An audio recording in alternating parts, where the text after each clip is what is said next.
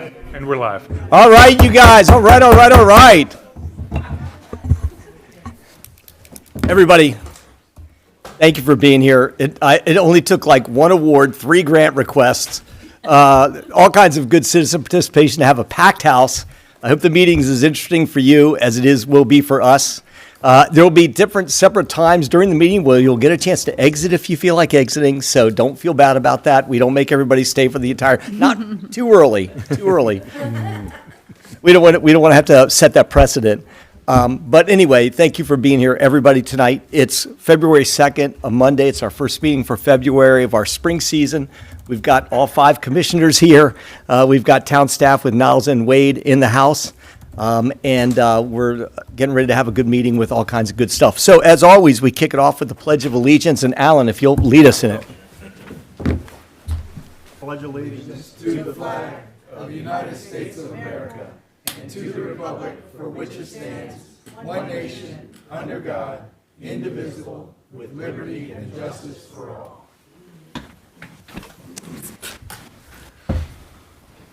All right, thank you very much for that. So, just because I know you guys, the wrestlers probably have practice since there hasn't been school for God knows how long. So I don't know if you guys are finding a place to do it or not tonight, but we're glad you all made it here. First part of our meeting is going to be dedicated to issuing a proclamation to our Poolesville High School wrestlers. But before we get there, I want to say to town staff as well as my fellow commissioners, and I know you guys all feel this way, the way that our streets get cleaned every year by town staff, Preston King, Matt Warfield, our Parks and Streets guys, the way we keep the water running, the sewage running, despite a storm that has crippled many parts of our region, our guys just kept on ticking. And I had several instances where I had people ask me, they asked me pretty traditionally, so, what's it like when there's a snow, and how do they clean the roads around here? I'm like, look, here is not your problem. There, wherever there is your problem. And as always, our guys did a spectacular job. So I just wanted to say that up front. I know you guys feel the same way, right? Yes,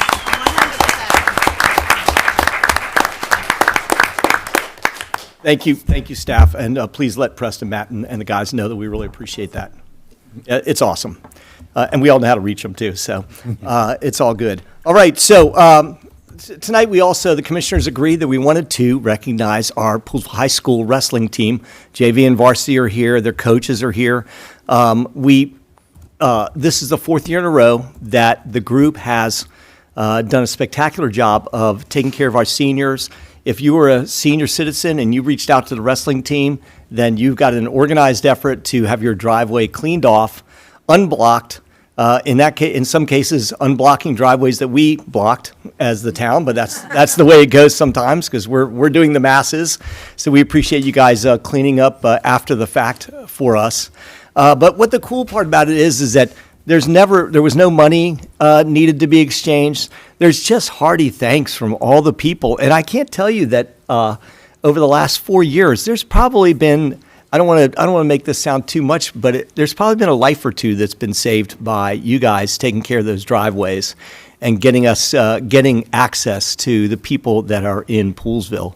So it's a big deal what you do. You're not under any obligation to do it again after this year. We got a proclamation we're going to give you, but we do want to say that it's been a tremendous job you guys have done, and from the adults' perspective, from the kids' perspective, the muscle. And we know you guys, it's a workout, it's a good thing. So we just wanted to say up front, we appreciate it. And we have a proclamation that all the commissioners would like to present to you tonight as a result of it. So if you're a wrestler and you're a coach, come on up here and stand right over here against this wall, if you don't mind. We'll get a good picture of you and we'll do a proclamation. Commissioners, if you guys are ready to stand and do our thing as well. Appreciate it.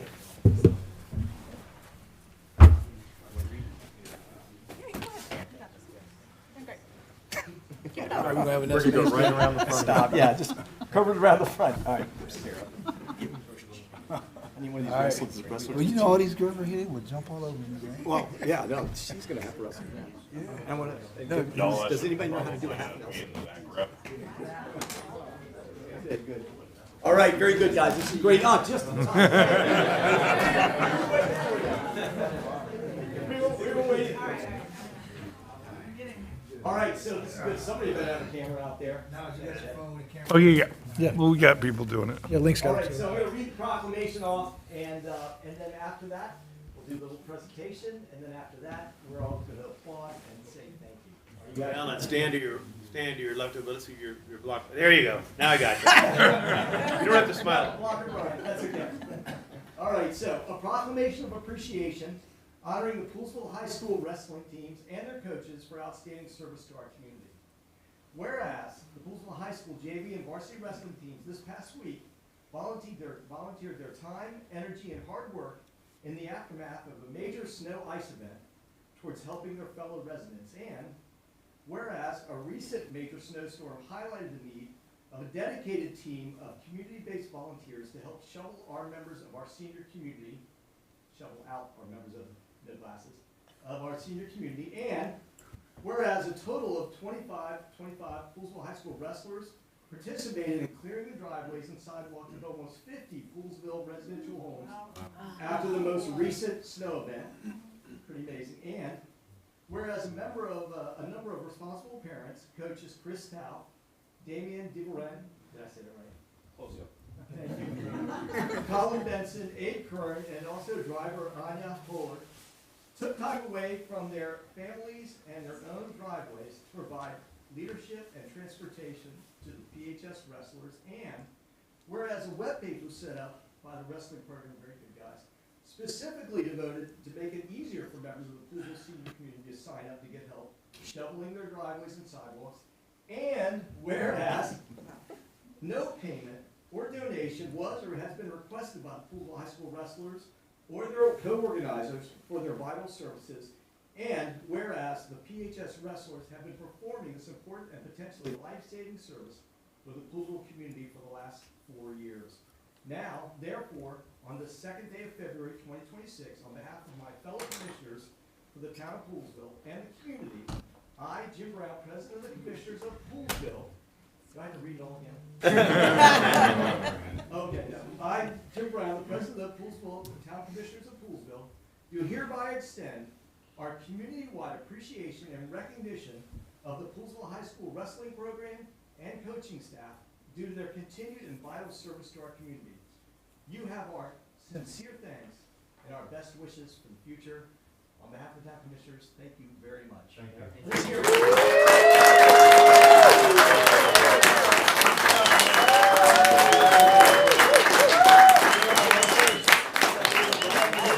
Let's go with it. Stand there, guys. All right. Fantastic, everybody. Thank you so much. Everybody for being here this morning. All right, good. I have copies of the proclamation. Thank you, guys.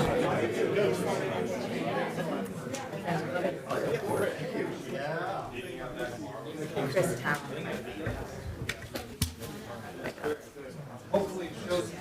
She was there.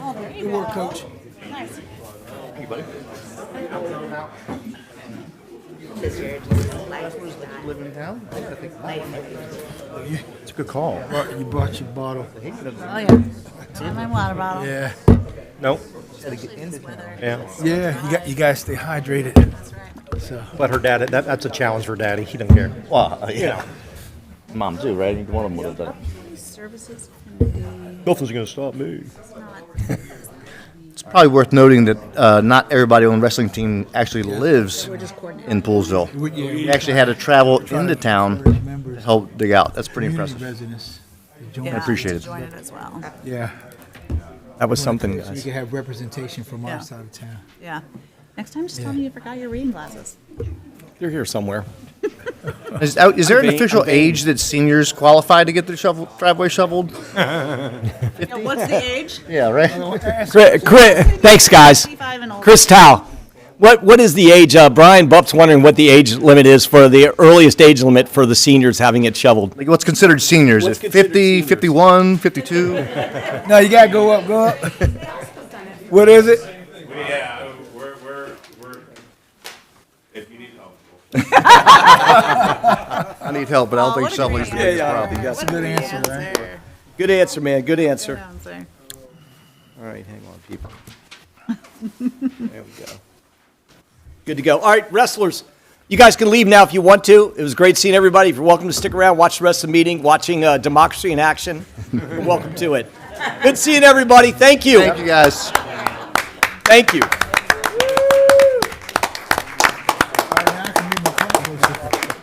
People coming in that way, so I don't think anybody locked it. Okay. Now that parking lot doesn't look so imposing anymore when you pull in. Yeah, because a lady came in, I was like, oh, it's here. All right, that was great, guys. Thank you, commissioners and everybody's for your support Absolutely. on that get together. Those guys are awesome, and ladies are awesome. All right, very good. So, commissioner announcements, committee reports. Alan, if you don't mind kicking us off, I can kick it off. It's appreciate obviously we haven't had a meeting yet in February because it starts. What's today? Monday. So it's Wednesday is our next Parks and Street Board meeting. Obviously, we were trying to get into Germantown to look at our little skate park in January, but weather permitting or weather didn't really allow us to do so. So eventually, we'll schedule something in February to go ahead and take a look at a couple things that we're observing to do in the future. So, and that's all I have until the next meeting. All right.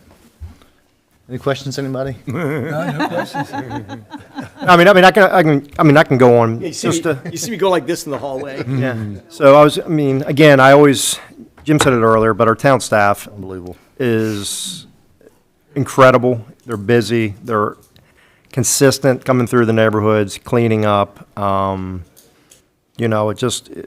spoiled. I look at a lot of the other reports and I talk to a lot of other representatives and council members down county, and we are absolutely spoiled, and I appreciate it, and put a lot of time in considering the ice was, the snow was really relatively not a problem, but that ice the next morning kind of hindering everybody in the county right now. So until we get through this deep freeze, hopefully get some resolution to that. But again, always really appreciate Preston and the town for all their dedication, sticking out there in the cold weather. So, and that is my final statement, my report.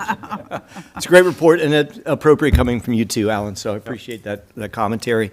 And everybody is free to voice their appreciation as we go down the line. Brian, if you don't mind, Planning Commission. Sure. We have not met since the last meeting. Our next meeting is next Wednesday. On the agenda. The following Wednesday, programming note. Remember, The 18th. the 18th. Right, because there's another meeting. in here on the 11th, which I think they're talking about with fair access. Okay. Forgot about that. Thank you. You did tell me that, and I knew it. Thanks for the reminder. But we will be discussing the ordinance for the Cultural Arts District. I think I can say this every meeting. And I say every meeting at the Planning Commission that I think we're really close. I think, 2 weeks.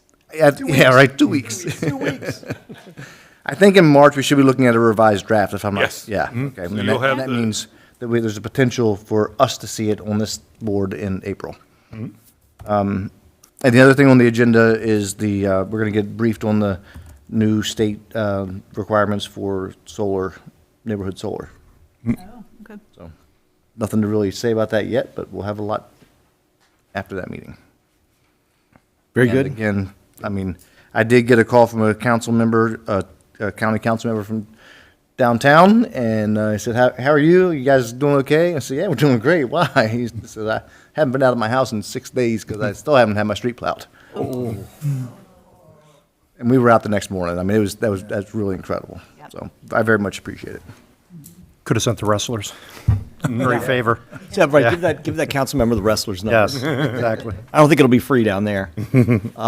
Okay, Brian, thanks for that. Any questions for Brian, you guys? No. Sarah and Ed, you guys can go in the order that you prefer. Yeah, I'll go first, and then Ed always does a great job of filling in anything I miss. Okay, I'm going to kind of go in chronological order because we have a few things coming up. On February 9th and 10th, we are signed up, both Jim and Link, to testify for the CIP budget hearing.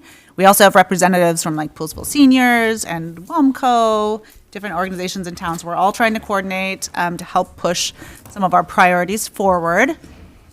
On February 11th, Gabe Albernaz's replacement, he was hired in the rec department. I forget Department of his exact Recreation. title. And so his replacement on the county council is Shebra Evans, and she will be holding a town hall here at Town Hall at 6:30 p.m. on February 11th for anybody who wants to come and get to know her. Our county representative as well, Marilyn Balcom, will be there. We've also been coordinating with the Up-County Services Committee, which is a board of 20 people. This is a board created by the county to represent our community as well as Germantown and Clarksburg. And we've worked with them to create a joint letter that includes priorities for us and for them, but it includes like our community center, the pool bubble, some of our requests for transportation needs. So this is kind of a big deal. It's one of the first times we've coordinated with them. We're hoping that will increase our impact as we all coordinate together. And then in March 23rd, we have a debate scheduled for candidates running for the open county executive position. And then on April 27th, we have another debate scheduled for candidates for the county's councils at large seats. And then we're working on, I don't think we have a date yet, for sometime in May for the candidates who are running for the Board of Education. So we've got some fantastic debates coming up, and we're really working to coordinate our efforts more with some other regional committees as well. That's it for Busy as always. their access We committee. appreciate that. Any questions? Everything. All right. Ed? All right, and before I talk about sustainable Poolesville, I definitely want to echo some of the words that have been said already, and then I want to go to Wade and Niles.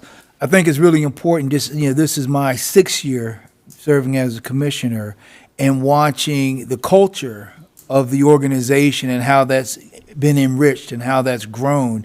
I think that's a testament to you all's leadership, so that when you have people who are willing to not call in and who are dedicated and willing to go the extra mile to take care of the town, I think now you get a chance to see the payoff of having a culture where people feel supported. And then to my fellow commissioners, as we look at making fiscal decisions and those around taking care of our people, once again, this is a testament of being able to make sure that we go beyond just a thank you, but we also make sure our thank you is reflected in the actions that we take when it comes to making sure that our staff are taken care of.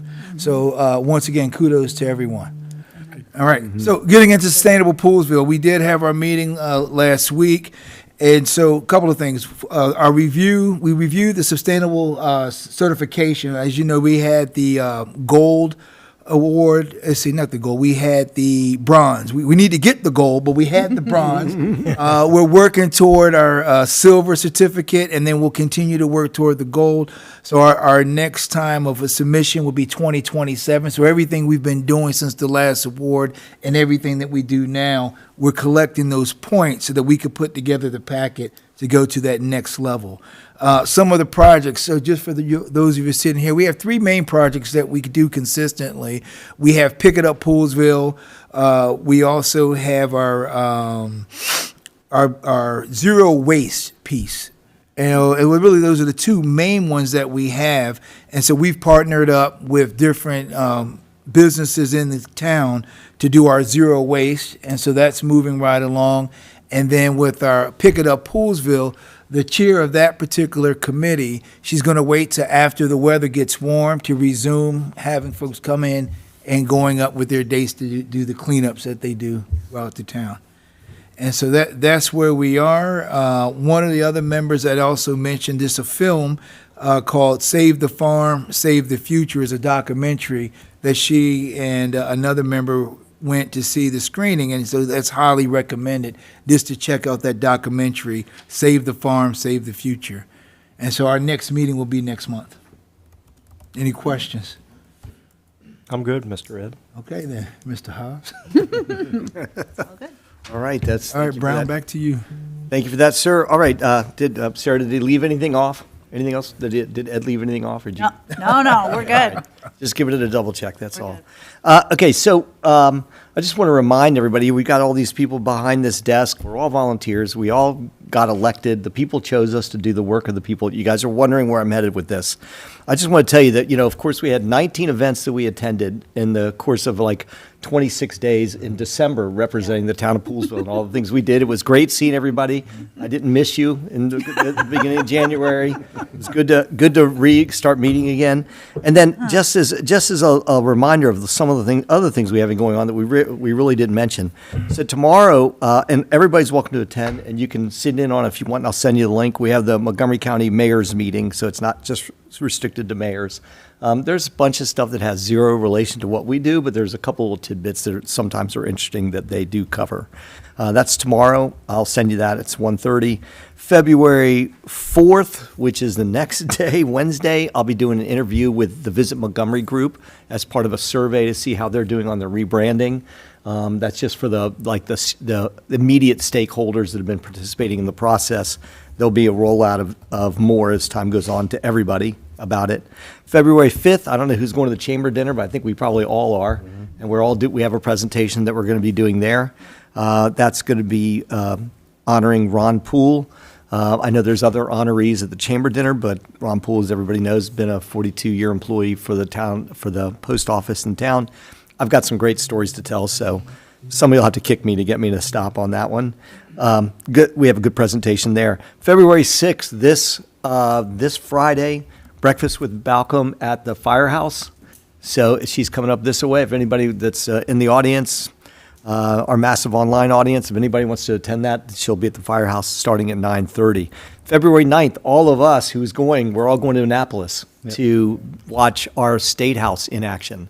And that's going to be a lot of fun and interesting. So we'll get together ahead of time. We'll have to watch out for Joe Vogel and his bill about not buying dinner for elected officials. So, bring your credit cards, everybody, individual. But then we'll have a brief dinner ahead of time that we're going to be introduced at the State House when they get into session at 8 o'clock.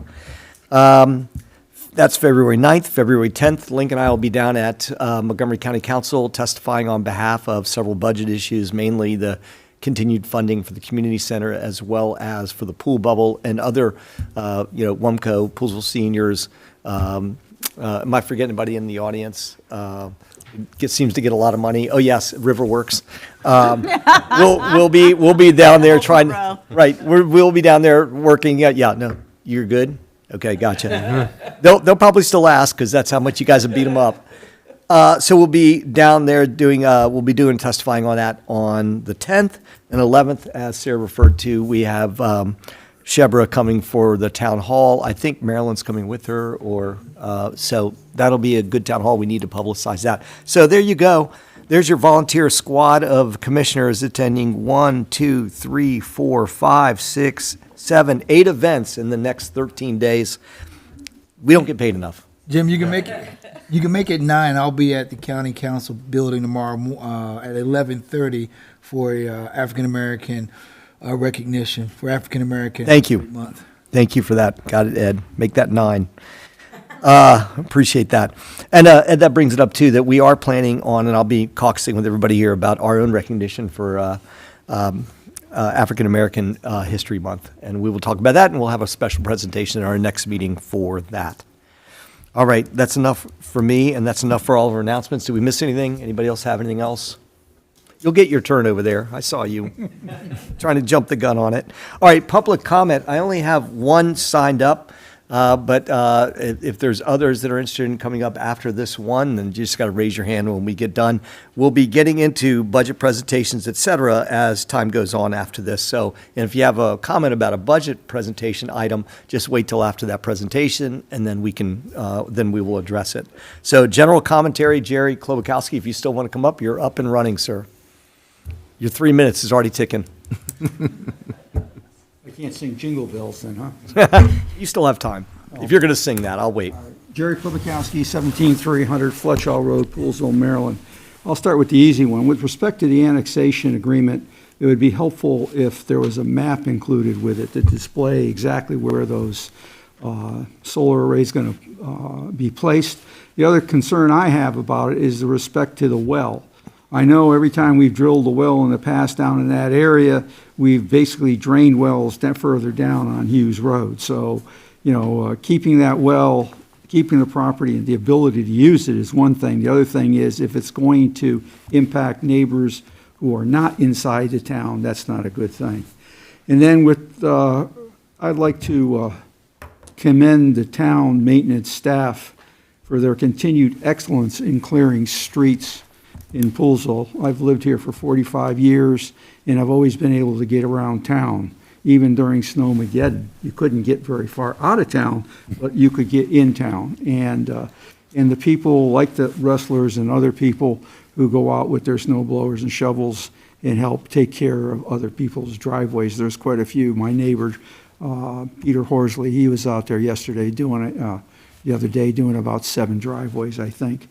And then the last thing is this storytelling tapestries request. Again, the easy thing is the map. There's supposed to be a trail.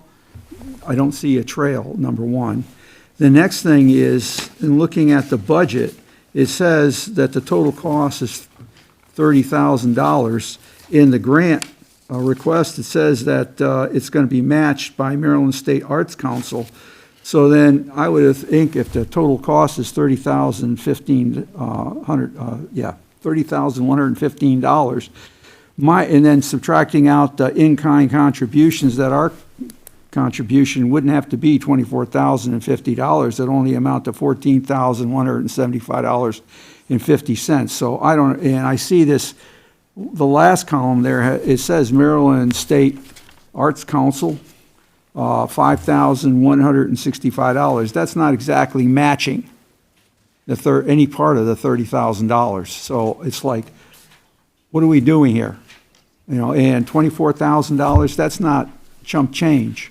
It's taxpayer money. And obviously, I've always been for beautifying the town. However, at what cost and what is the payment going to be, the return on it, on investment? Those are my comments. I hope none of the staff got frozen toes, hands, or anything like that. And I'm sure Preston had a lot of fun in the snow, right? But our staff, in the 45 years I've lived here, have always shined when it came to maintaining this town, whether it's in snow events, whether it's getting the ball diamonds ready for the baseball seasons and the fields for soccer and lacrosse and everything. And also, I hate to say this because I'm afraid about the water crew and what they do to maintain our water supply. Because the last time I said something, They're on your street. yeah. So anyways, thank you, ladies and gentlemen. I appreciate it. Very good to see you again. Thank you, Jerry. Thanks. Appreciate that. Yes, sir, you are up. Glad you're here. Introduce yourself to the crowd as a non-resident but a welcome visitor. Well, actually, Jim, I am a resident of Poolesville. 2 years now. I thought when did you move here? I didn't sell you your house. What happened? I didn't sell you your house. How did that happen? I'm going to remember that with your parents' house. Yeah. Yeah. But no, I am a resident of Poolesville, Bishop Paul Walker, local business owner, also federal employee. I'll sign that. Thank you. Thank you. And I currently am the chair for the Police Accountability Board in Montgomery County. So 2 years, we'll get you next time, maybe on the upgrade. Okay, that's fine. No worries. I'll be around. But I'd like to say too, what I was very impressed with was the snow removal. I have a mixed feelings about it because I couldn't call off now because it got me plowed out so fast the next day. But the question I had was in reference to the wrestlers. Now, I know we mentioned, or I heard seniors, but does that include those physically challenged as well? And it does. Yes. Because I had some neighbors that kind of. Yeah, they don't turn down anybody.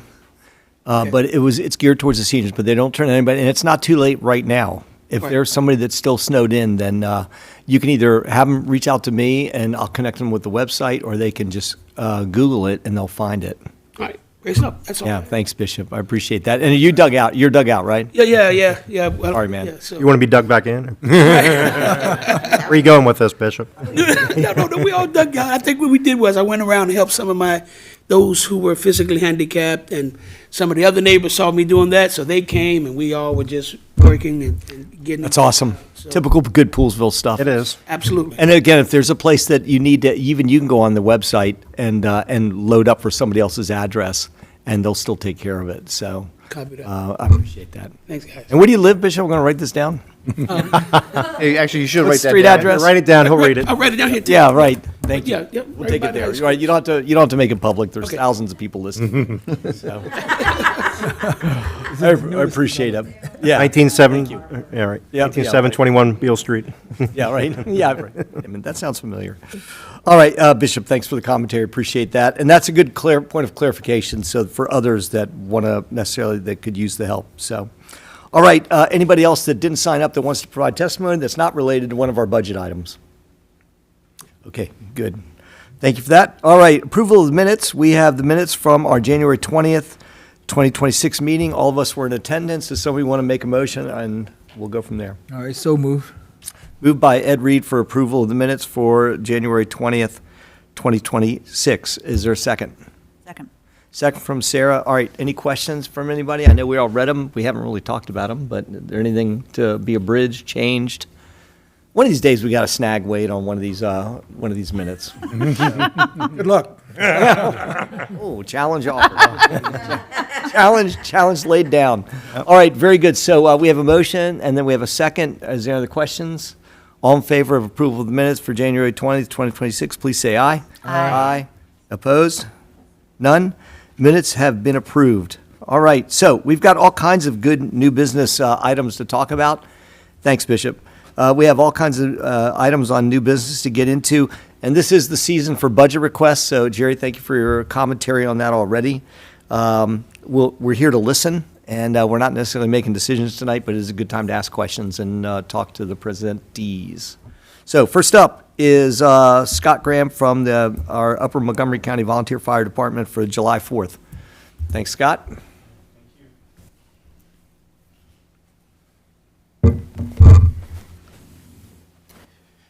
Good evening, staff and commissioners. Thank you again for allowing me to come and present to you all a little bit about our department. And I don't want to beat a dead snowman, but really the town, they help us. And what you said about shoveling people out might be the difference between life and death.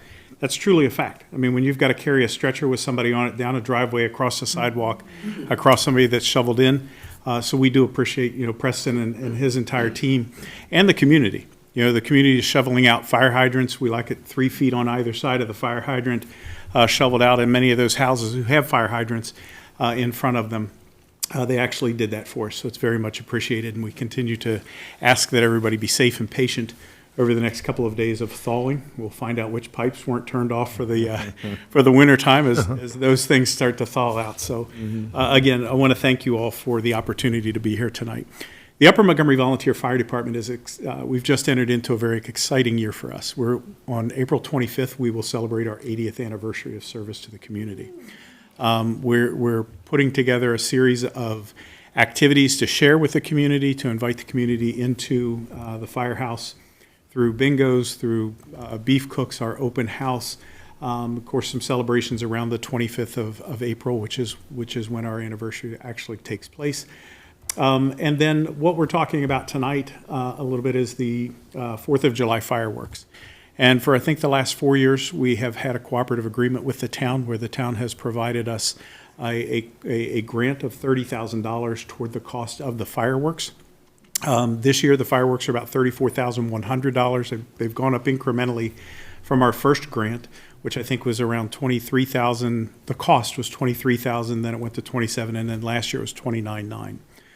So this year, the cost is $34,000. But what I'd like to, and it's probably not for tonight's discussion, I would like to talk about the grant, but I would like to talk to town staff about expanding this year's celebration. We go in there at 5 o'clock, everybody parks, they listen to a couple of band, grab some food, watch the fireworks, and it's over. This is the 250th anniversary of our country.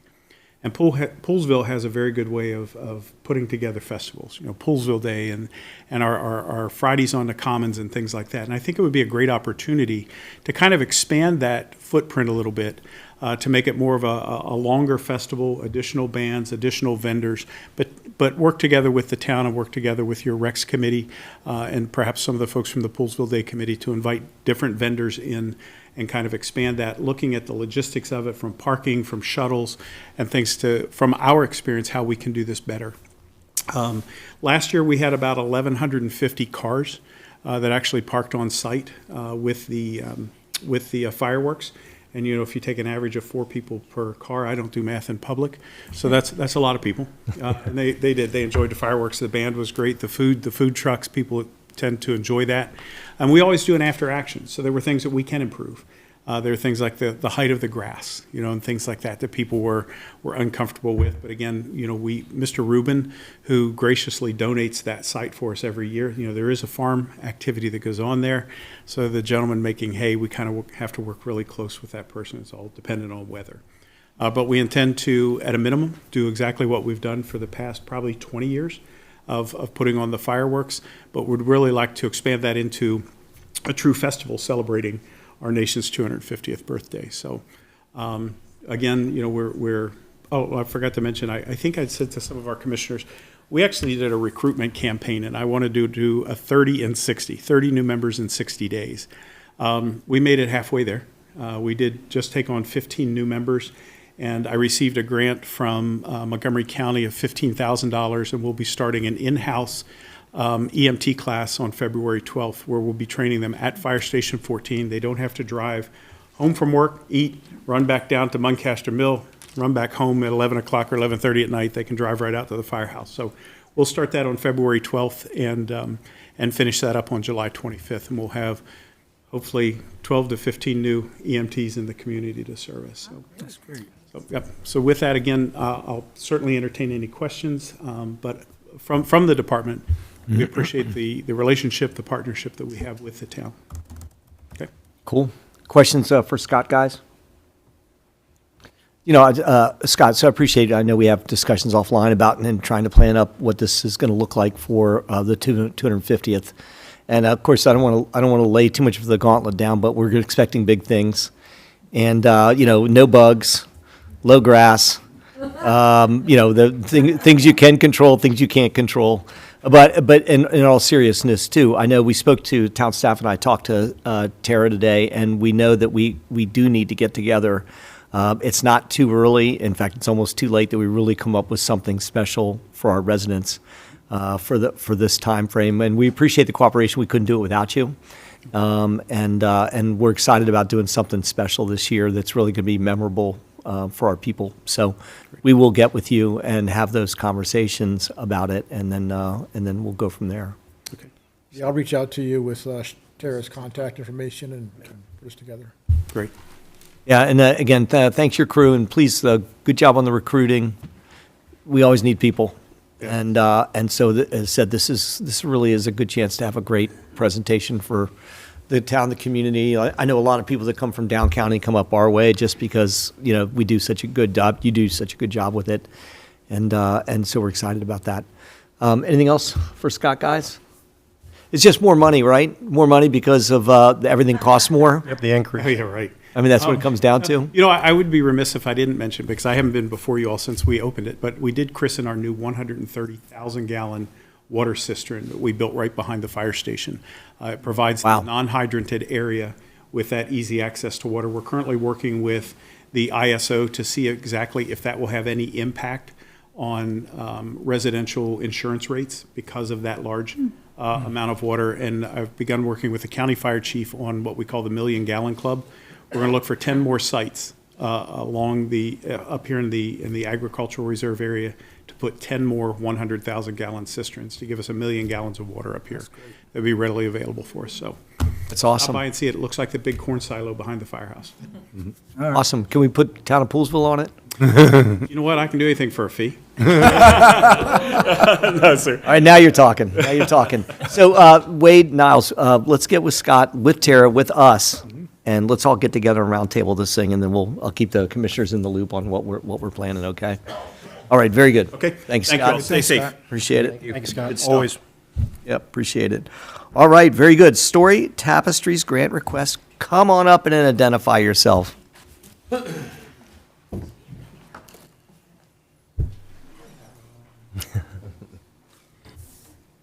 I'm Ariane Ross. I'm the CEO of Story Tapestries and a Poolesville resident on Hempstone Avenue. With me from the Story Tapestries teams is Jessica Wallach, and then, of course, the fabulous, amazing Sandy and Tara. And honestly, I've lived in Poolesville now for almost 5 years, and I have witnessed the way community comes together.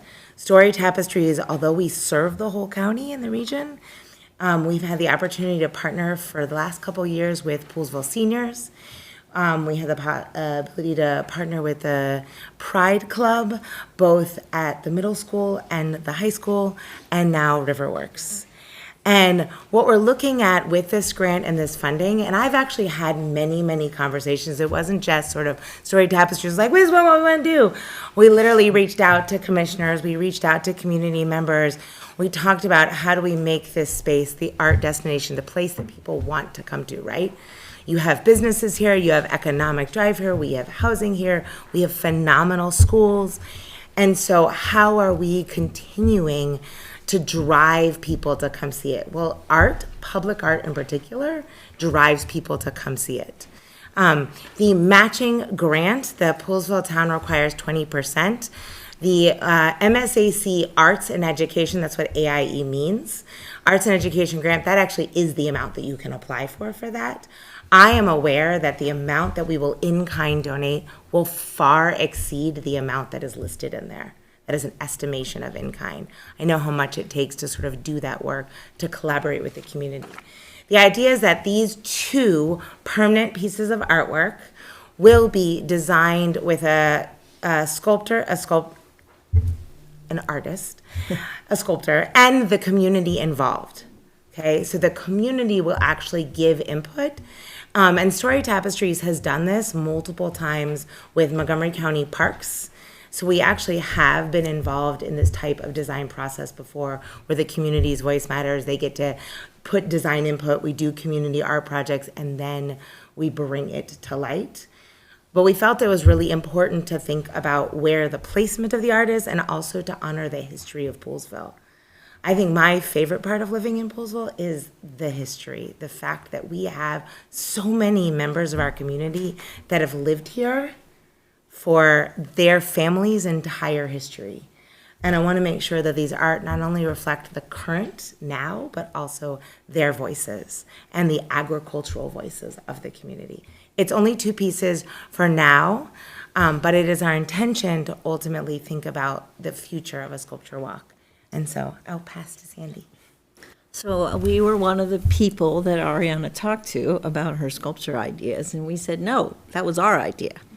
And then we said we have to play in the same box together. Yes, so we're playing the same, anyway. So we said, yes, we'll support that, absolutely.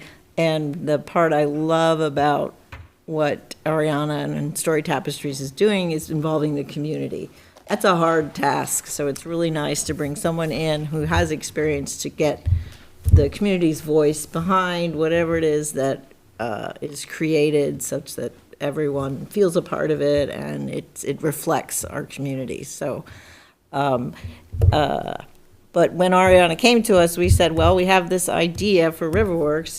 It's still just in this little notebook, but to create a sculpture walk along the 18 or so historic, heritage sites that are in town, which I think, meander through our cultural arts district. So it's a nice fit. We're not ready yet to do that, but what I love is that these 2 pieces could be the foundation of that. Just kind of inspire us, get us going.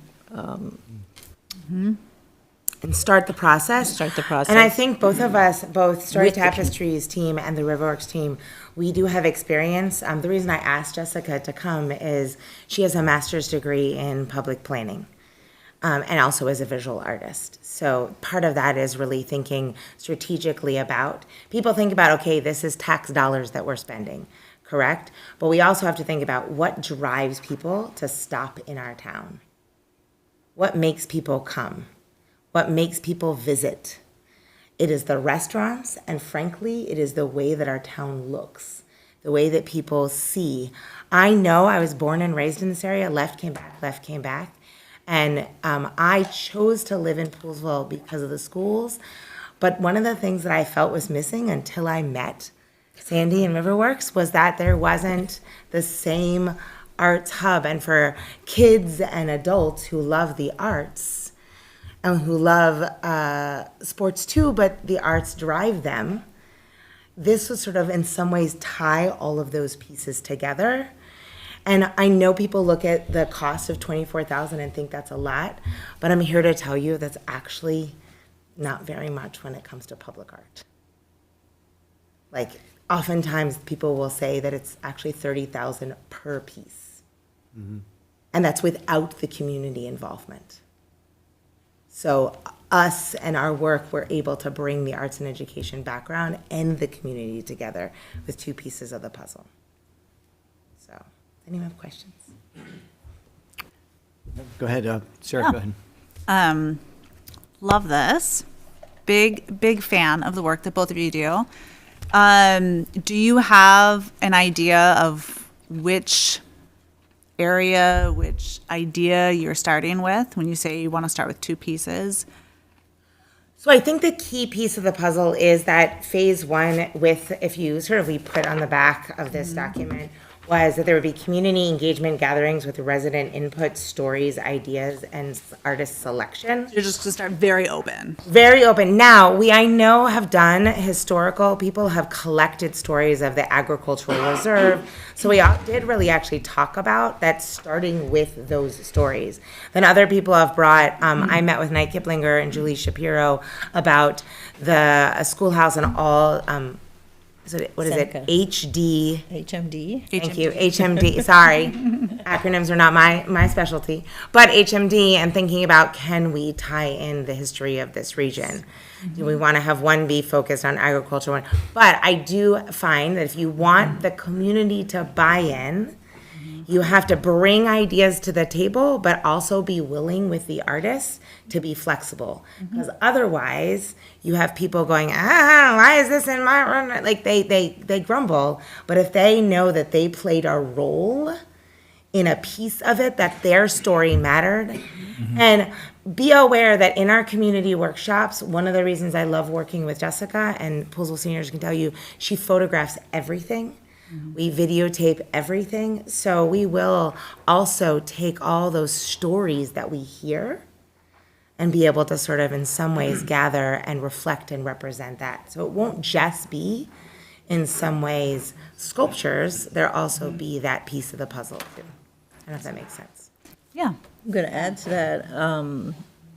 Riverworks is all about these stories. We're trying to find ways, creative ways to celebrate them. So this is, again, just a wonderful resource. This will be, we host our community roundtables that are, a way for artists to kind of represent the culture or an issue or something, so that this can feed the ideas behind our community roundtables as well. I'm kind of excited.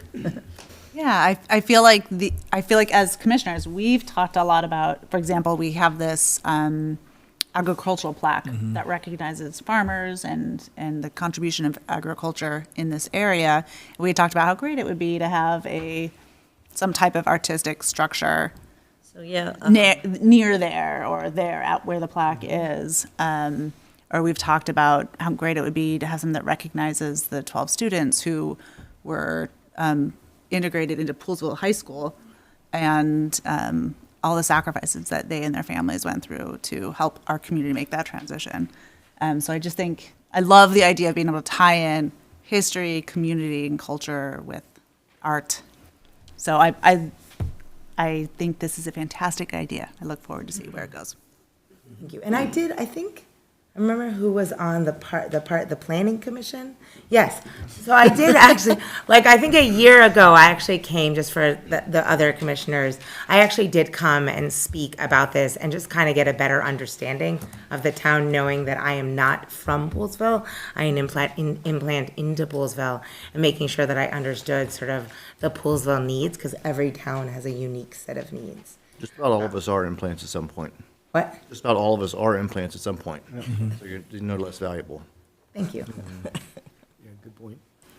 Well, that's great. I appreciate the presentation, all the prep work that went into the presentation too. It helps the commissioners get a much more well-rounded view of what you're proposing. And I don't want to, if anybody else has commentary on it, I'm open to it before I send them on their way. No, it's very thorough. I appreciate the detail of your proposal. So it gives us plenty of, answers a lot of our questions that we would have in the future. So, and plus your presentation tonight was great. I would If you say, have questions, sorry. yeah, that you referenced that you would be donating way more than just what is referenced here as in kind. Is that right? As business owners and people to do this for love too, is that what I'm picking up? You're going to be spending more time on this than what you're charging? Yeah. You should represent that. We should see the true donations that you're making so that we understand the scope of it, what's being raised outside of the funding from the town. Okay. Estimate of hours, what that equates to in terms of value. Would it make sense? I mean, I can go back and give you an email to Niles and Wade, just a larger. Okay. And as you go along, if you have other questions, feel free to email/ask, but I can take care of that. That's not a problem. I know David was talking about a grant when I talked to him a few months ago about the project before you guys collaborated. So there was a there's- grant that. So the We grant, we did. didn't, so, Well, wait. Which one? Which Yeah, one? what grant, well, what do you, from the town or just? For starting, for sculptures, for starting this type of. From the town? No, No, a grant outside the. yeah, outside of town. Oh, okay. I don't have I anything. don't know if that's what's represented here or if it's a separate. So there's two things. So one is we just wrote a grant with Riverworks for performances, and we got it. So Children's performances children's over the performances summer. for kids during the summertime. So there are going to be 3 performances in this sort of space, and we're also partnering with Tara to apply for performances for families in the evening time as a part of that First Friday. So those are more the performances. The arts and education, we get arts and education funding every single year from the Maryland State Arts Council.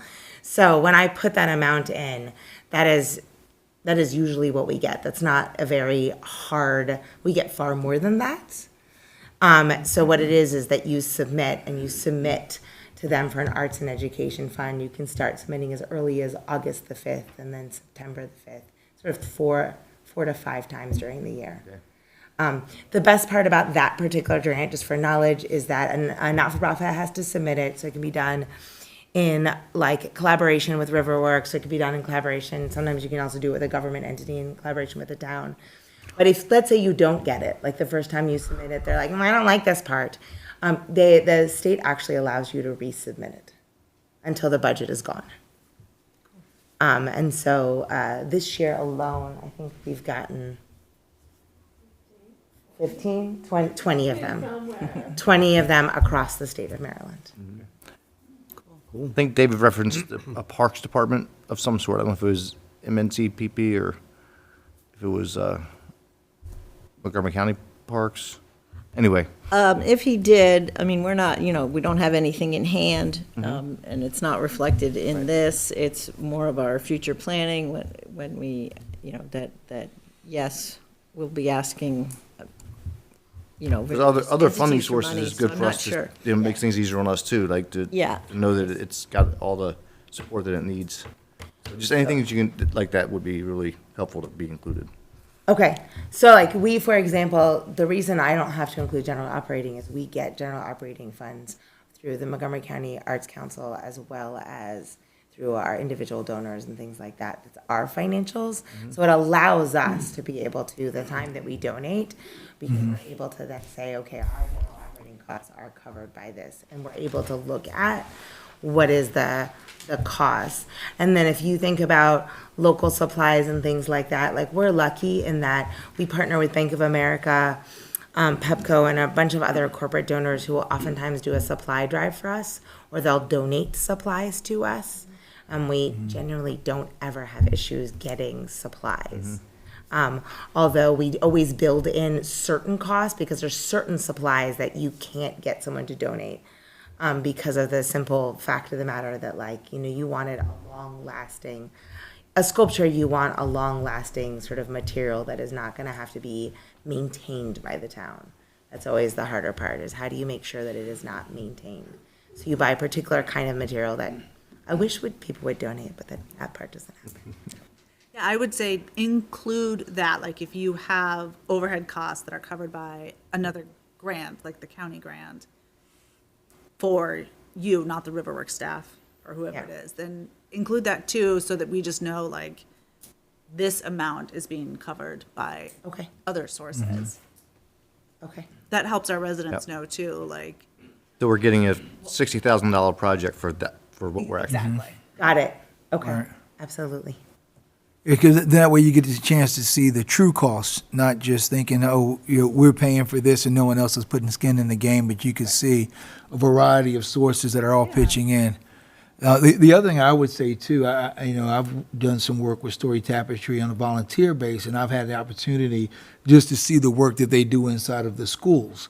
And then I've gone to some of their shows, so I could attest to the quality of their professionalism, the making sure they cross every T, dot every I, but it's just good quality work that I've seen them do over the last several years.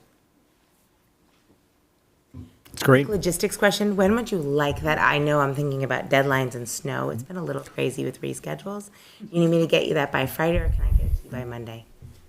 Yeah, no, that's no rush. We're 9:30 actually, tonight. all this will be under consideration, yeah.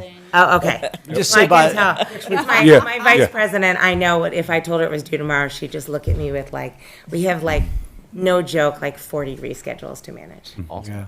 So a few weeks from now, really, we're going to have our budget summit happens first week in March or second week in March. So, and then we do our thing really starting towards the end of this month. So in the next couple of weeks, that would be great.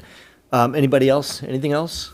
So I did want to say, guys, first of all, it's just amazing how far we've come along, and we really appreciate everything you've done. Sandy and Dave, obviously, you've been the major movers on all this for us, and the town's indebted to you. Culture wasn't even something we thought about 10 years ago, and it's really amazing, and we've come a long way. Obviously, we've got a ways to go. But it's presentations like these and the hard work of all of you that have helped make this a better place to live and will continue to enrich us. So appreciate it. Thank you. And then we'll catch up to you as time goes on. Absolutely. Thank you. All right, thanks. All right. Thanks, guys. Appreciate it. Appreciate it. All right. Very good. Thank you for that, everybody. The Poolesville seniors, if you, I don't know how, we get 2 chairs. There's 4 of you. You can Bring up 2. work this one around. Just 2 coming up. Okay, you sure? I know, you're just here probably to talk to me. I know what that is. Yes, I'll take care of you. Thank you. Hello, All right. Commissioner. Hello there. All right. Hey, is it? You're it's good. on? It's on. Yay. Can you hear me? Yep. All right. You're good. Awesome. Maria Branson, Poolesville Seniors. Oh, wait. 19012 Dowden Circle here in Poolesville. Did you all receive my Dear Wade letter? Have you We did see We it. did. Yeah. Okay. So we're doing well, right? Yeah, you guys are amazing. Period. Do it. What do we need to pay homage to start because we can. Yeah. And you guys you're definitely do it because you've created an amazing organization that's really one of the. It's not one of it was voted as the best. Washington Magazine. Yeah. Yes, that's on your letter. We Yeah. got the distinction of best senior Senior programming and Best Senior Center. Right. With no by center. Montgomery Magazine, Yeah. readers poll. Did you vote for us? 2025? I'm sure we probably did, but, look, you can go on with your presentation, but Yeah. I do want to say, and we'll wrap it up with this too, when you're done with your presentation. Yeah. This is another group that has come so far, so fast, and so important to our community that, it's, again, just like the article that was written today by My MC Media, we're a little town that could. And the work that you guys have done have helped make it that way, and you've changed people's lives. And it's made it, instead of being a Poolesville, a place where you kind of, once your kids age out, that you go look for some other pastures, and now people stay. Right. And it's been amazing. So thank you for that. Now go ahead and ask for all the money that you want. Sounds good. Look, no revising, no Nobody even looked at revising. each Just other. go with what you got. This is your new treasurer coming up. that's fine. All right, Kathy Maddox. All right. So look, we are so grateful to all of you for the $32,000 that you gave us this past year, because it really helped us to grow and reach new levels of success. As you've seen, we're hardworking, we're high performing. We have over 6,000 volunteer hours contributed last year. We had a first place win in the county's cardboard boat regatta race in March. Yes. Nice. How about that? 32 pickleball medalists at the Maryland Senior Olympics in May, the largest contingent of participants in the state of Maryland. 7 pickleball medalists and ribbon winners who had pre-qualified. They went on to Des Moines, and they won medals. How about that? And then they got formally recognized by the town, by the county, and by the state at our annual meeting. And we were very honored that they would choose to come and do that for us. So we've grown 43% increase as far as how many events that we're offering to the community. And we're up by over 2,000 total attendees from the previous year. So that's a lot of growth, right? We took that Chair One Fitness class that we said last year. We came here and we said, look, we want to take it from once a month to twice a month. Now we're taking it from twice a month to 4 times a month. And we're using Poolesville Elementary School because it just grew so fast and we couldn't even accommodate everybody in the existing space that we had. And now it's seen another 50% increase in attendees, and 1/3 of them are from our African-American communities. That was unexpected. We had no idea that was going to happen. Great. But it's been wonderful, and It's a tribute to your outreach. Oh, thank you. Thank you. We try, right? Yeah. Recently, we introduced senior bone building. So, it's really important for senior health, right, to have strong bones. And an opportunity became available to us. We introduced it over at Spear Hall here at Poolesville Presbyterian Church.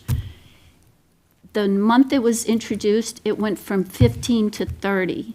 And we're like, okay, well, I guess we have to take it somewhere else. So we're paying more for room rental for that. And there's still a waiting list for it. And then there's somebody in the audience, I hope she doesn't mind if I pick on her for a second, Kathy.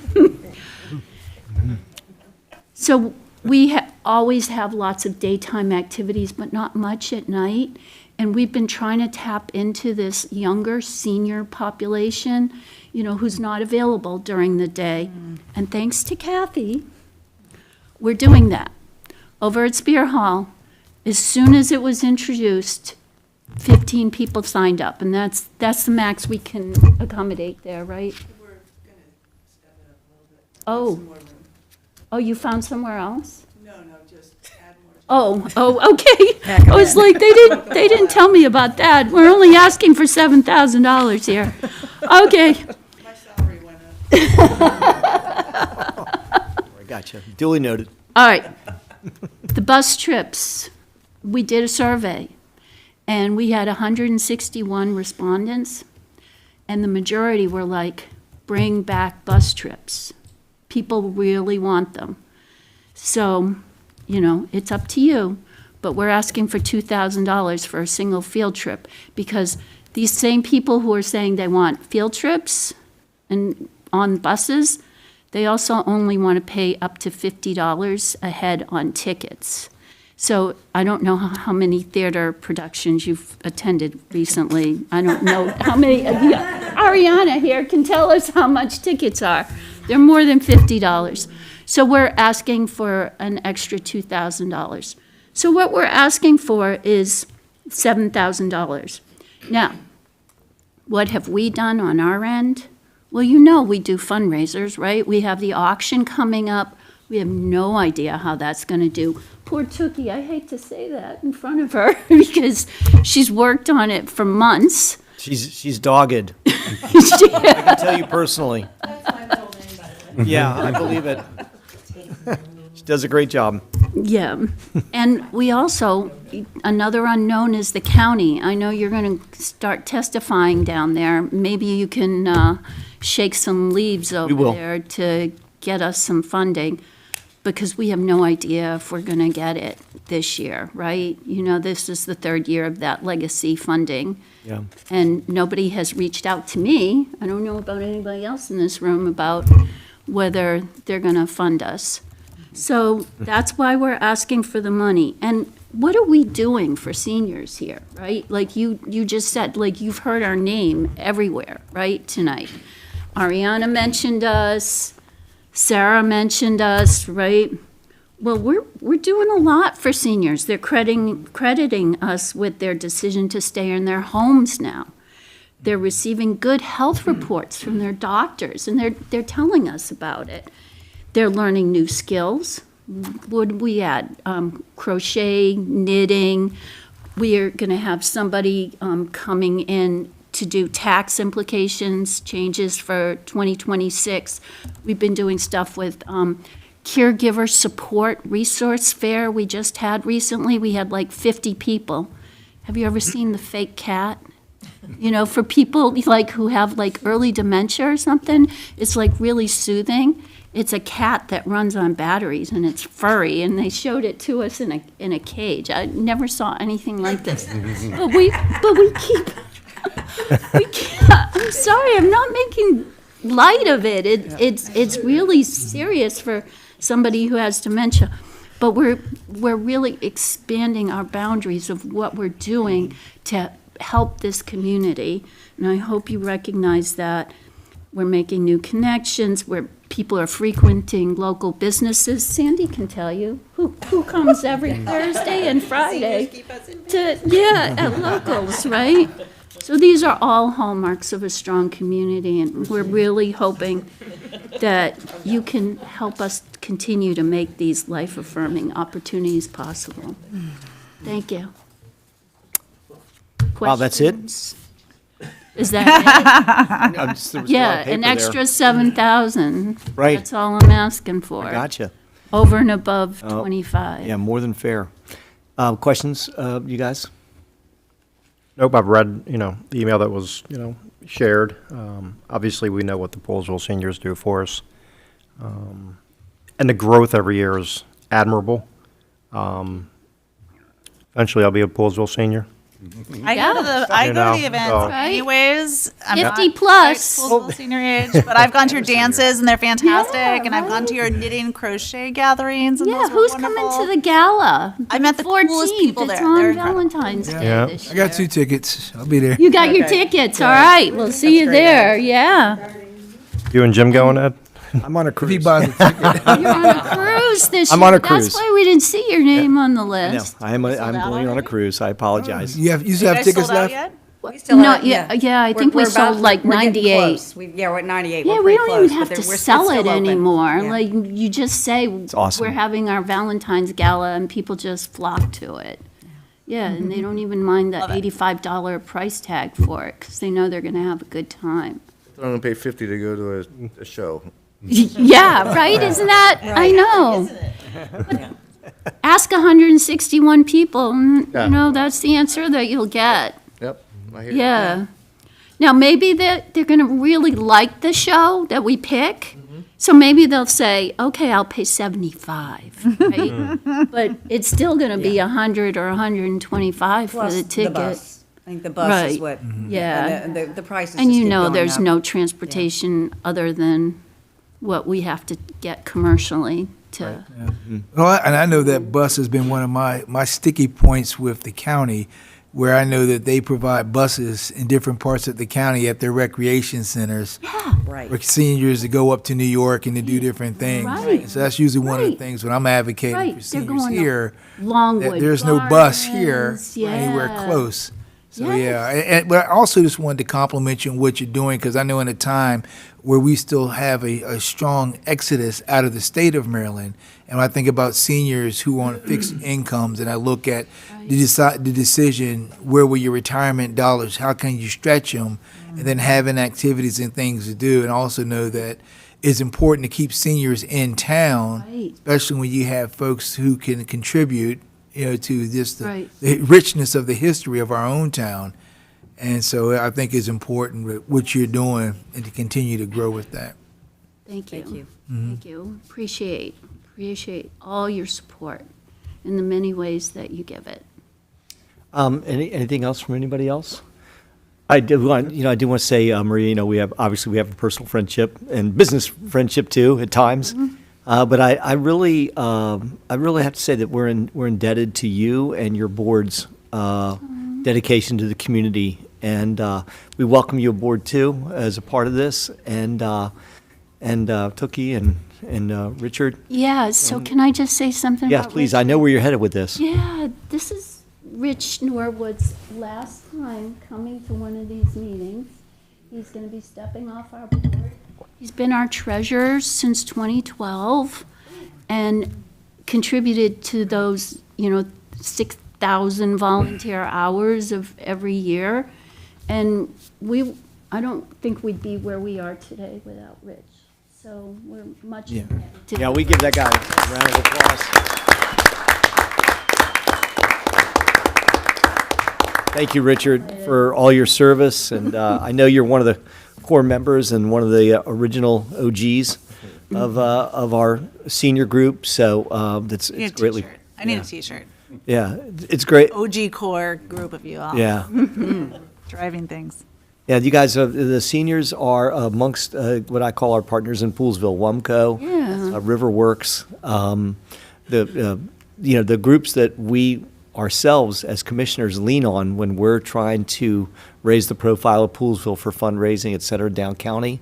You're all of our partners in this. Right. We recognize the need to fund you and the services you provide. Right. And go ahead. I'm just going to tell you. Just running out anyway. Keep I going. saw council member Balcom at the dedication for the what was it called? Rosenwald School. Yeah, Rosenwald School. Right.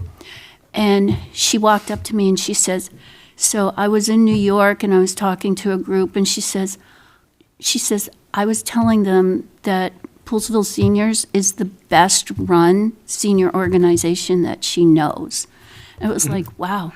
I That's wish pretty we good. Recorded that. We could use that. She would again on tape. Testimony. You would say it again, I'm sure, and you have your opportunity Yeah. this Friday at the firehouse. Yeah. So, yeah. Corner her. Yeah. Right. We'll get that on tape. So, yeah. We're greatly appreciative of you Thank make it you. easy for us to work with you and your We leadership. don't ask for more than what we absolutely need. And you never have. And you never Never. have, even in times of need, and also dropped funding from the county, which is, just horrible, the way Yeah. that we know how bad the grant process was and can be. So what you provide versus what you get is just an amazing ratio, and the town's indebted to you, and we're glad to call you our own, and we appreciate the work you do, and Thank keep you it all up. very much. Thanks, guys. your time. Appreciate it. Thank Yep. you. Only in Poolesville do people come and ask for money and we Get applaud applauded. Hey, but good job on their presentation. Right. Presentation, what you do, supportive. We're how much you supportive. ask I for, was just thinking about that. not for over asking. Anyway, all good. So thank you guys for that. Everybody appreciate the commissioners as well as for your input on that. All right, so now we go from all the happy stuff to something that's not as happy, but something that we feel like we need to address. The standards for official conduct, Ordinance 230. This is our initial proposed conversation about it. Wade, if you'll lead us off. Sure. This evening, we're going to be introducing an ordinance to amend the Poolesville Code, and it's going to establish standards for official conduct regarding vulgarity, public communication, and impartiality. So this is something we've tossed around for a while, and we've been waiting for Attorney Kevin Best to get situated in. And he's looking at a lot of different code changes that we need to make. Currently, right now, we in our code book, in our charter, actually, we have code of conduct for commissioners and malfeasance and how to remove from office. And in the employee handbook, there's the code of conduct and, steps to go through if an employee needs to be dismissed. But we really kind of have a piece missing out of here that many places have, especially with the way that social media is going in recent years, that doesn't really outline exactly what the parameters are, what it was expected out of a volunteer or somebody that's appointed to a public position, and then what would be the steps to take to remedy the situation. So this is what this ordinance kind of lays out for us. So it really, it's applicable to elected officials as well as all boards and commission members of the town. And it's prohibition of foul language and abusive language, whether it be verbal or in social media type settings. Maintenance of impartiality. There's public statements or social media postings that demonstrate a lack of impartiality, independence, or judgments against others. And then a disclaimer requirement when posting personal matters, they can't have their office, as part of that post or of the account that they're using if it was going to be inflammatory or defamatory towards another party. And then there's enforcements and penalties and the misconduct, whether it can be actions taken by the Ethics Commission or by the commission themselves. And the Board of Commissioners were the ones, they appoint the person into the office. They can also be the ones to remove them, and it'd be a vote. There's a right to a public hearing if this was to occur. That could be asked for by the person being charged. And then there'll be a conduct of hearing, adjudication, and then a final decision. So all the steps are laid out, so there's exact parameters in place of what to expect, and then what to expect if you don't do what's expected. So. Okay, very good. Thank you for that. Just a point, and we've already had some conversations about this, and as Wade said, this is something we've kind of had on the front burner, back burner, side burner for a number of years, actually, but recently decided to just rev it back up, especially with, Poolesville's such a civil, friendly, neighborly, care about each other town that often, slides easily in and out of anybody's political opinions or opinions of people down county or anywhere around. Poolesville tends to stay very, very civil with each other, which is something that I'm very proud of that our town does that. One of the reasons why we brought this out is that, so here we are, we're all elected officials here behind this desk, right? And that gives us the power to appoint people to serve the town as well. So there is relatively no difference. We are elected, yes, but we are all volunteer public servants, as are the people that we appoint. So by extension, we're not talking about big steps down from here's the commissioners that are elected volunteers to all of our various committee members. I tend to look at us as one big team when it comes down to it, because we are all volunteers. While we are elected also to appoint. So as we took a look at this ordinance that we've prepared, I look at it as more like a leveling of the playing field, and to make sure that it's almost like a way to show that our appointees, that we value them, because we want to make sure that they end up on kind of the same plane of expectation that we expect of ourselves. So I don't want it to make it like it's not a hierarchy. It's a leveling of the volunteerism, as far as I'm concerned, and the standards for the volunteerism. So that's my 2 cents. And I'm welcome to open to any other conversation on it. But we also, Wade, if you'll tell us what happens next, even after we have our conversation. Sure. Well, tonight is a little discussion. We wouldn't amend anything, or as it is, Kevin did a great job in putting it together, and it's very similar to what other municipalities have passed. We need to set a public hearing for this, probably the 17th of February, and then take public comment, and then the next meeting in March would be up for adoption. That's kind of the process. So we're welcome to, it's been introduced, we're welcome to talk about it tonight. You're also welcome to hold your tongue until we have our public hearing on it and hear more from the public. We will be debating it regardless after the public hearing for more conversation. And then we'll also have a chance to have more conversation when we actually decide, assuming that we're moving to a vote, that we will move to a vote on it and have a conversation at that point. So the point for tonight is, yes, we can have an intro conversation on it, but at the same time, we can also, we need to have a motion to be set for a public hearing and a second for that. And then we need to vote on setting that public hearing. Did I miss anything? Good. All right, good. More conversation. Welcome, open a conversation. I love that we're having this conversation, and I'm really looking forward to hear what residents have to say. I think I want to, some things that I'm keeping in mind as we consider this is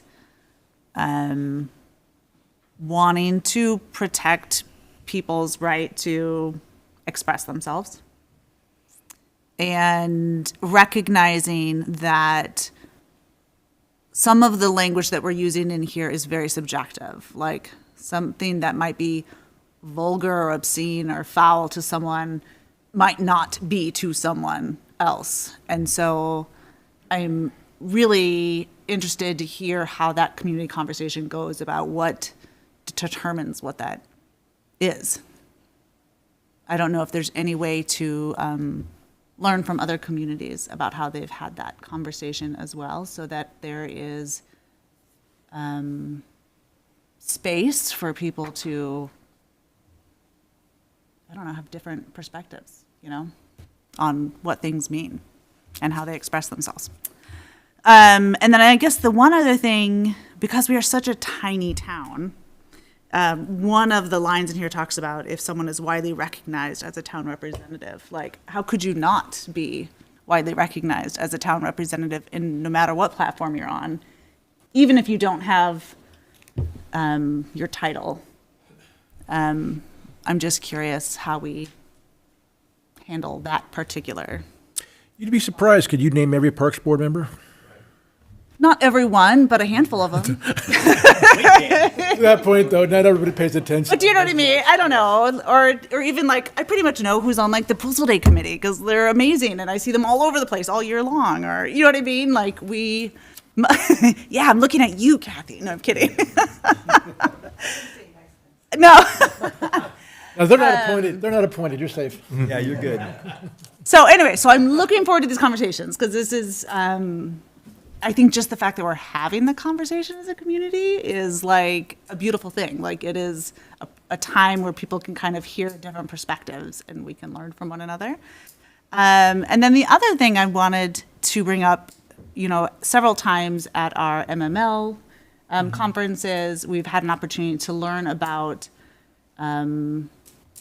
efforts that communities are putting energy into training people on how to have civil discourse. Absolutely. And I think that that's something that we've talked about doing, but we haven't actually done.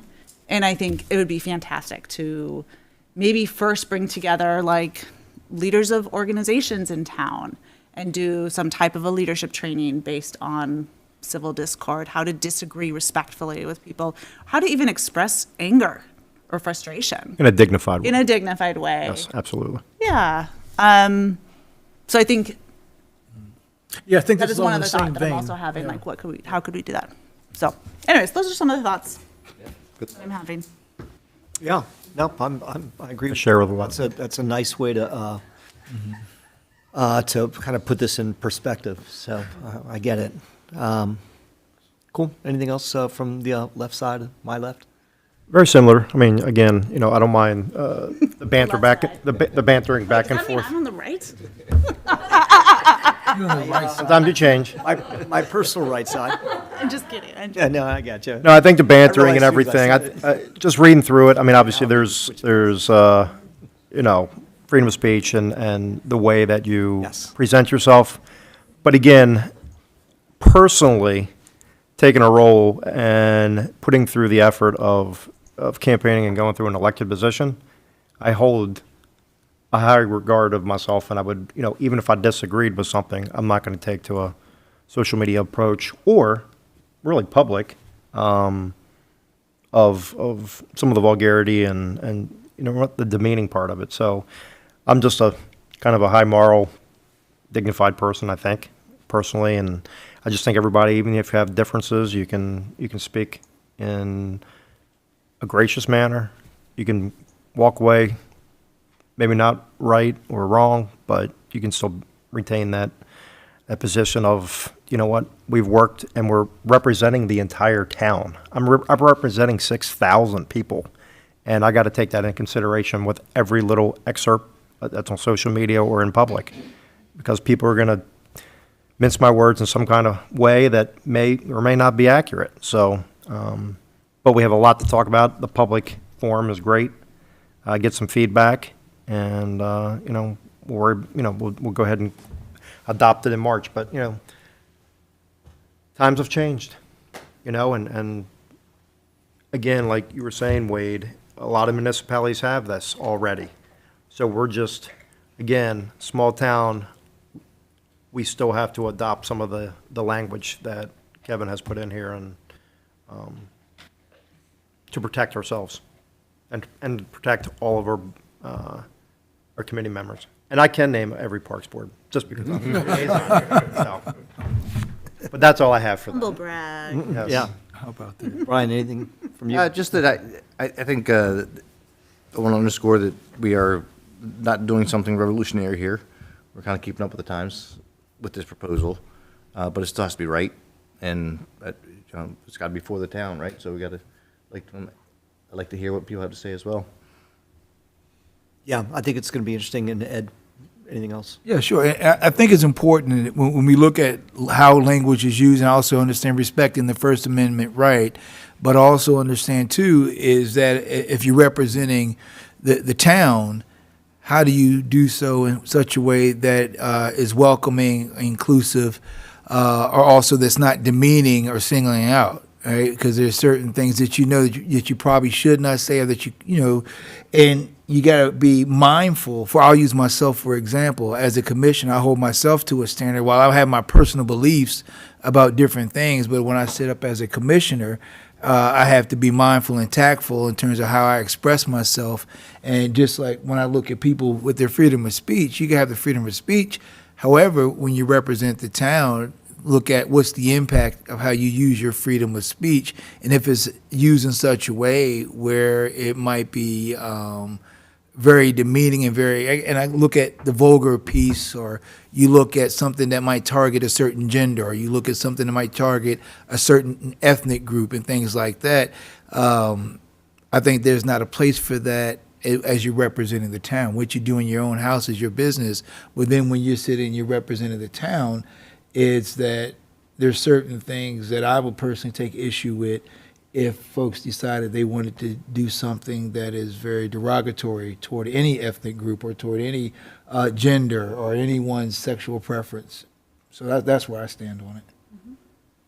I'll be interested in hearing from the town as well. Yeah, it's kind of a shame that we have to do it, but I think it's a sign of the times. And also, too, it's I think you've hit on something, Sarah, you hit on something, Ed, that we need to have. It would be great to see MML offer a town civil discourse, because it's uncharted turf. I'll get you married. Wait, Link, you want something? You just okay? Go ahead. Yeah, no, I'll get you. That the idea that civil discourse, like I know other communities and other municipalities have had this for years. Have had problems for years. But that's not something that we really run into here in Poolesville.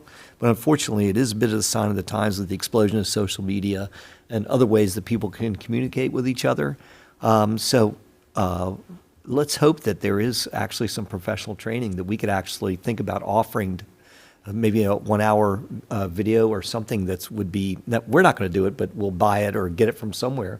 That if you join one of our boards, this is something you need to watch, so that you don't have to just run afoul of some hardcore in writing, directive that we've put together. We want you to, we want you to want to be the right person, and that we'll give you some training to be able to do that. So I think it's kind of a little bit where you guys are headed, that this is something that we can look at as a part of doing this, however we refine what it is that we're working on. Yeah, my hope is that through the public discourse process, that this becomes almost like collective community contract. Like this represents how we want to communicate as a community. Yeah, no, totally agree. Rather than us telling people, this is how we require you to communicate. No, I totally agree. And I think, again, it is just, as I said in the very beginning, it's not just about, I look at all of us in our teams as we're all volunteers and we're all teammates and we're all, we may not always agree on things, but at the same time, we have to treat each other like fellow residents and communicate with each other properly. So I think this goes hand in hand with that as time goes on. We're not, this group isn't superior to any of our other volunteer groups. We're just the ones that happen to get elected and run for it, but the other groups are appointed and they're just as important, so that we act accordingly. So, okay, good. That's a good initial dialogue on that. Does anybody else have anything else? Link, did you want to step in, buddy? Just really quickly, I was just wanted to say that I don't want this law to apply to me since I'm on one of the town's commissions. No, I'm just kidding. But when I got elected as a commissioner in 2004, that commission actually helped write the ethics law that is now in the town court and created the ethics commission. And we had some issues then that we had to deal with, and we did. And I think the town itself, over the last several years, beyond ethics, has been doing a great job of reaching out, becoming more open to all kinds of people in the community and beyond, including out in the ag reserve. And this, to me, is a part of that continuing effort to tell the people that we do want to be open, we do want a good dialogue, we want a productive dialogue, and not one that makes people feel uncomfortable. So I think in many ways, it's a very positive step you're taking. To your point, though, Sarah, about the language, it gets very difficult to write more and more specific language on these things because to some degree you're restricting inadvertently, you could be inadvertently restricting speech. So what is important is the enforcement mechanism. So when I was on the Ethics Commission for Verizon when I was there, and what I found over time was that we had cases come to us and that helped define what we meant by those words over time. It kind of defined itself. You may never get a case, so it may be that this just says a single, everybody, let's all act better. And that's probably fine to my way of thinking. But if you do get a case, it'll actually help define some of this over time. So it'll be kind of self-enforcing. Yeah. Yeah, not, by no means, and I think, good point, that this is not meant to squelch freedom of speech in any way, shape, or form. That's definitely, that's the complete opposite intention. So we have to make sure that we emphasize that too, because that's vitally important. That's a big deal. All right, anybody else? We could use a motion to set the public hearing for our next meeting, which is... You're going to speak, Ariana? 17th. What day? Tuesday. No, this. Oh, yeah, question here in the audience. Sorry. President's Day. More, oh, I'm sorry, you guys. Yeah, come on up again, please. That's fine. We're open. 2 plus 15 is I what, was just gonna 17? say, just for Yeah. awareness that both we have the, if we're talking about needing community to do some sort of work, we have the Conflict Resolution Center of Montgomery County, right in Montgomery County, plus the Buddhist Center that we could potentially do some work. Cool. Yeah. As well as we're trained in that restorative justice, but. We should invite them to come to the hearing specifically. That'd be great. Yeah, we could do that. Yeah, that'd be great. Sure. And then just for your knowledge about Poolesville seniors, they helped us to write a grant for them that they received to match some of their work, to bring a photographer in, Jessica, to do photography tours and workshops. And they have tried time and time again to apply to the state, to have the state actually pay for those buses to take places. So it's not just the $50, because it's also, for a lot of people, it's $50. When they're paying those $85, that $85 goes right back into the organization that is paying for them to do things. So I think they see that $85 as like an investment into themselves, not just $85. Whereas $100 and something ticket to a theater is very difficult when you're on a finite budget to be able to justify. Sure. Yeah. Yeah, that makes sense. It's an amazing job of consistently trying to find money outside of Poolesville. Yeah. Yeah, totally agree. Thank you. Okay, that date is February 17th. That's a Tuesday. That's our next meeting. And we'll set a public hearing for that date. Appreciate it.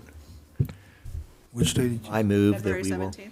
Yeah. I move to Thank you. set a public hearing for this, what Jim said on the 17th. Correct. That would be the Standards for Official Conduct, ordinance number 230.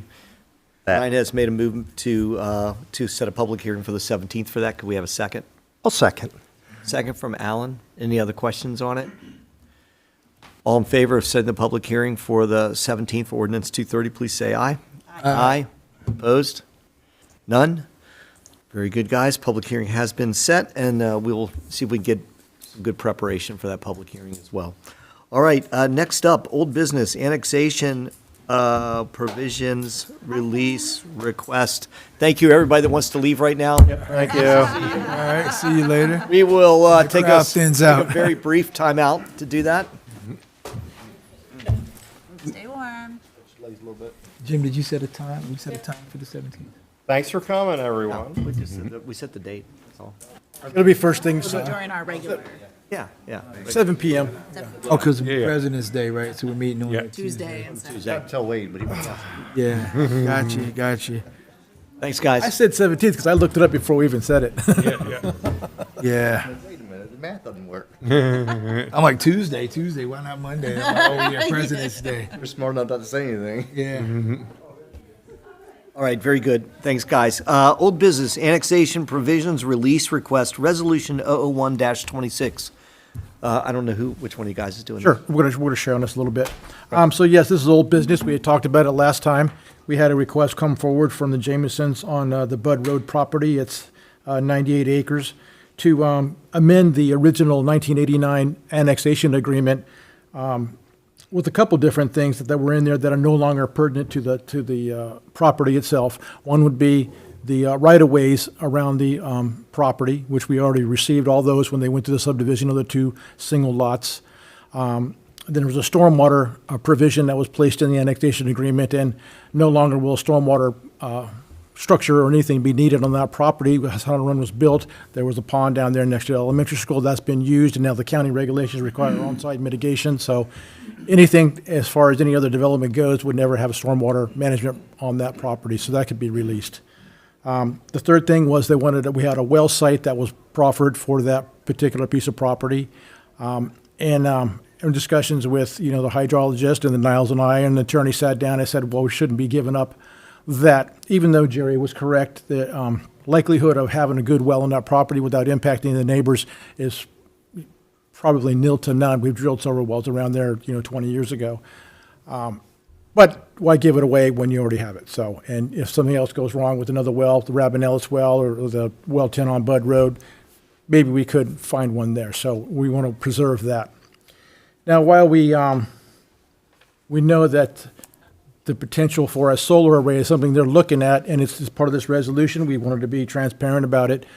For us, there's two different legal issues. Releasing the criteria for the annexation agreement and doing a solar array are just two different things legally. The property owner has rights to request this, no matter what they're going to do with the property. It's just a right that they have, and so that's why we're moving forward like this.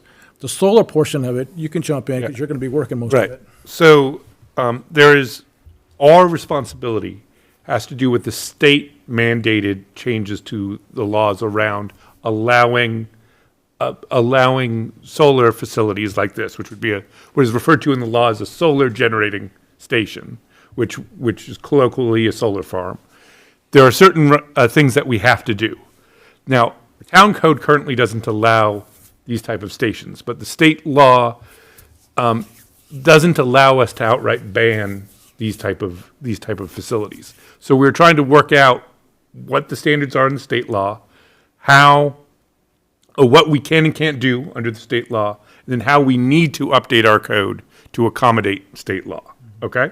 So what we are going to do at the February 18th Planning Commission meeting is present what the state law says, and through our work with the town attorney, where the boundaries are that we can interact in. The law itself is a little bit complicated, so I would encourage anybody who's interested to attend that meeting, and we'll be doing a presentation that goes through it in a good amount of detail so that everybody knows where we're starting from and then what regulations we can do from there. So that's a long way of saying that come to the Planning Commission meeting and start that process. It's also worth noting that there's currently no application for a solar farm. There's no site plan. We don't know entirely what they are looking to do. We know the broad outlines of that they are exploring this idea. So there's a lot of unknowns at the moment, but we're working through a process for what we are supposed to do as a town, and then what that will mean for the future. So, state law is going to be requiring us to amend our code, is that Yes. correct? Mm-hmm. That was the We have a opinion of the certain town attorney. timeframe that we have to amend that code by. There's no deadline, unlike another bill, which we'll deal with later in the year, about ADUs. There's no deadline that we have to amend the code. But it is better for the town, yes, it is better for the town to be proactive in addressing these concerns than waiting for an application to come in. Because the application, not to get too technical, but the application technically gets submitted to the state, to the Public Services Commission. Correct. So we can So- have something imposed on us unless we Yes. set our own regulations. Exactly. Very good. So that I'm getting the gist of this is that what the request is the requestee has essentially through transparency tipped their hand to what they may be looking for in the future. But in fact, tonight's action is to. It's illegal, it's legally separated, but we know what the intent is, but. Correct, right. So then we have specific actions that we need to take, that we want to take action on tonight in order to accommodate aspects of that where they are right now. Exactly. So we talked about this at the last meeting, and we came up with those 3 parameters that we wanted to hold on to the well site and release the other 2. And so Kevin Best went ahead and put together this resolution to do exactly that. So Commissioners, you know where we are right now. You know where we've been. This was introduced in the last go-around. Do you, what questions do you have on this? Well, Wade answered a couple of them. I mean, basically, it's, we retain the easements, which are good. And like you said about the well that we would need, if we would need it, we should still have the right for that. But this is so preliminary, they're just following through with their legal rights, per se. That's exactly what it is. So, as a property owner. But again, like you said, they've never even had an application to even move forward. There's no application and no even concept plan. We asked them what their plan was. Right. Just preliminarily, and they said they had no concept plan as of yet, so. It seems like good sort of housekeeping, like keeping the agreement current and up to date. Again, we're doing what we just did the previous. Right, we already We're discussed being this proactive. last time. Right. Yeah. Okay. Any other conversation on it? I think we've got this is our second swing at the bat so far on this, and with more clarification from town staff. I appreciate the separation of the code and zoning conversations that we need to have. I look forward to learning more about that in a couple of weeks at the plan. As do we all. All right, very good. Motion to approve Resolution 001-26 as written. Motion made by Brian for the approval of annexation provisions release request, Resolution 001-26. Do we have a second? Second? Second from Sarah. Any other questions or discussion from the commissioners? All in favor of the motion, please say aye. Aye. Aye. Opposed? None? It has passed. Thank you for that. Thanks for the preparation on that, town staff. Town managers report. Okay, we've been continually working with MDE for submitting the well 2 and 3 PFAS enclosure project, along with the Westerly Waterline projects. We think today we got everything in. We actually had to send them back some of their paperwork because they lost it. But they have it all now, and it's a complete package. And so we're waiting for them to go to the Board of Public Works, and they'll get approval there. And then everything goes to bond council, and then it'll be back to you guys here for approval and the closing for the forgivable loan as well as the regular loan for the Westerly water lines. So I don't have a timeline because it's working with the MDE and their own pace. We have another streetscape meeting scheduled for next Thursday. Niles will both be on that call. Hopefully we'll see some more development of that plan as it's getting closer to being complete. And then you guys commended the Parks and Streets crews. They do a great job, and I want to say the same thing. You know, I've been with these guys for many, many years. The water department too, getting out there in the freezing weather. But also the wastewater guys, then they never really get kudos because they're down at the plant and working with what they're working with. But again, they're out there and scraping ice off all the basins and everything. And so it's, it's hard on all of them, and they get after it and they do a great job. Couldn't pick a better temperature day to, Yeah, we- fix that on Hughes Road. We appreciate not seeing when it's not working. You know what? That's what you Yes. see. That's exactly right. So. Really do. I'm looking forward to the snow melt so I can get my, my cap back on at Tom Fox Court and Tom Fox Avenue, because after plowed it up, the snow just has to melt so I can get it back. Yeah, good luck with that. Yep. It doesn't look like anytime soon. Okay, very good, guys. Anything else, town staff? That's it. Commissioners, questions for town staff? Nope. Nope. Okay, motion. Motion to adjourn. Motion by Sarah to adjourn. Second, anybody? I'll second. Second from Alan. All in favor of adjournment, please say aye. Aye. Aye. We are adjourned. Thanks, everybody.